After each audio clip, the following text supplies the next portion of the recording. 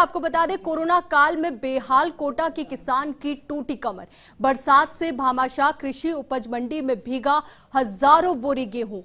FCI की सरकारी खरीद प्रक्रिया पर खड़े हुए कई सवाल। धीमी खरीद प्रक्रिया और माल पास नहीं होने से भीगा गेहूं। इसी खबर पर हमारे सहयोगी भंवर एस चारण हमारे साथ जुड़े हैं सीधा कोटा से। तो भंवर, किस तरीके की स्थिति वहां पर?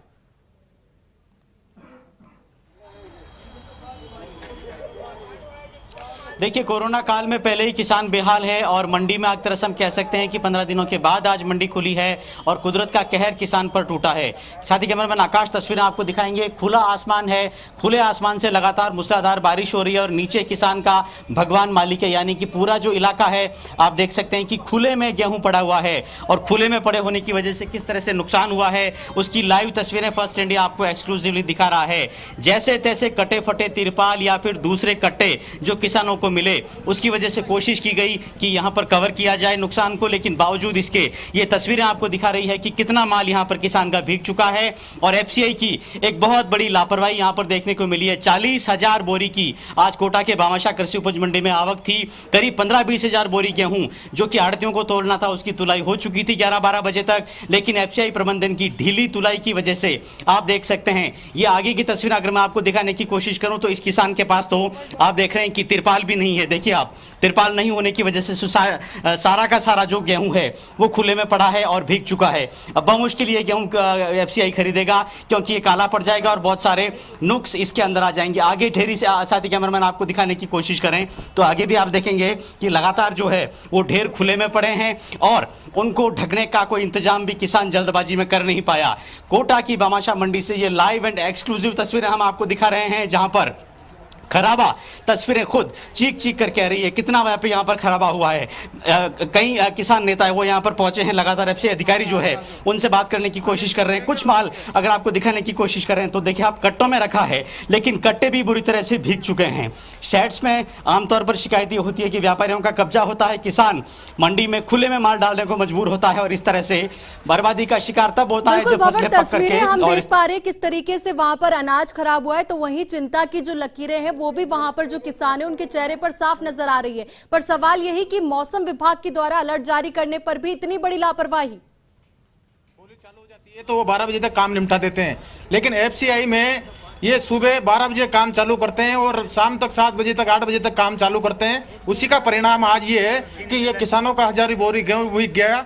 मैंने 15 दिन पहले भी जो यहाँ के डीएम है उनको, जो एफसीआई के डीएम है उनको अवगत कराया था कि जो इनमें जो क्या नाम से ये तुलाने का जो पास करने का है उसको जल्दी 9 बजे शुरू कराकर इसको 1 बजे तक खत्म करा दे तो किसान समय पर तुलाकर समय पर घर जा सके। लेकिन इनके कान में जू नहीं रहेंगी और आज किसानों को हजारों रुपए का, करोड़ों रुपए का नुकसान आज यहाँ किसानों को उठाना पड़ा। गेहूं हम देख रहे हैं कि ढेर के ढेर भीग गए हैं, जो बोरियां हैं बोरियां भी भीग गई है। अब इस गेहूं का क्या होगा, क्या ये तुल जाएगा? अब हम सब किसान हमारे साथ हैं, किसानों की मांग है कि ये जैसा गेहूं है वैसा का वैसा एफसीआई को तोलना पड़े। अब मैं यही खड़ा हूँ इनके साथ और ये सारा गेहूं इनको एफसीआई को तोलना पड़ेगा। आप कौन से गांव से आए, कितना माल लेकर आए थे? हम सर 150 कुंटल गेहूं लेकर आए थे, 300 कट्टे। फिर कितने बीघे? पूरा बीज गया सर, क्या करें, खुले में पड़ा था, पालता तो उड़ गया, क्या करें, हम बुद्धि जाए सर। सर इन्होंने किया क्या? 1 घंटे के लिए तो बस 1 घंटे तो पास किया है इन्होंने। क्या पास कितनी देर किया? 1 घंटा पास करने के बाद में 3 घंटे तक तो टीन शेड में बैठे रहे। 3 घंटा का लंच होता है कि सर जी, हम भी तो काश्तकारी करते हैं, हम भी तो काम करते हैं, हम नहीं करते कि लंच?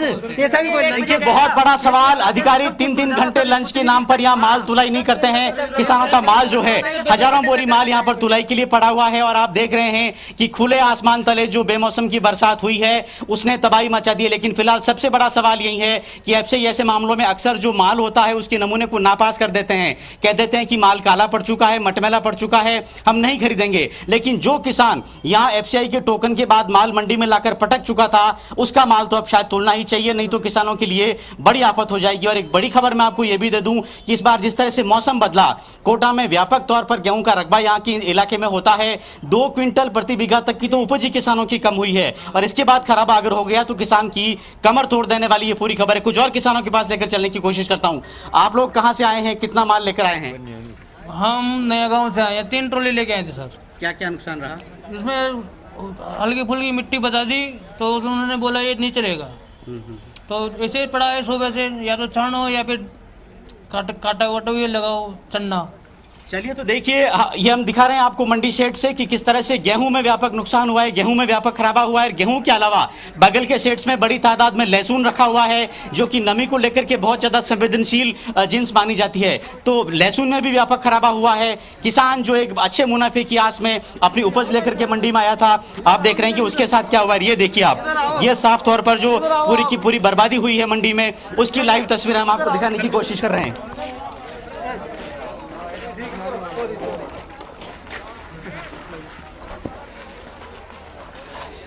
और ये लाइव तस्वीरें हम लगातार कोटा की भामाशाह कृषि उपज मंडी से दिखाने की कोशिश कर रहे हैं, जहां विभिन्न जिन्सों में आप देख रहे हैं कि व्यापक खराबा हुआ है और जो ढेर के ढेर है वो यहां पर बिक गए। कुछ और किसान मेरे साथ हैं, ये आप देखिए, ये किसान दिखाने की कोशिश कर रहे हैं किस तरह से इनका माल यहां पर भीगा है।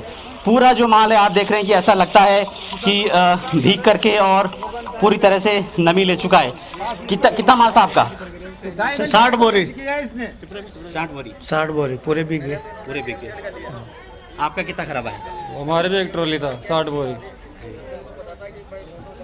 तो चलिए अब देखिए, उम्मीद यही कर सकते हैं कि अपनी लापरवाही की जिम्मेदारी भी अब एफसीआई उठाए। तो बहुत बहुत शुक्रिया हमारे साथ जुड़ने के लिए और पूरी बातचीत के लिए। और फिलहाल के लिए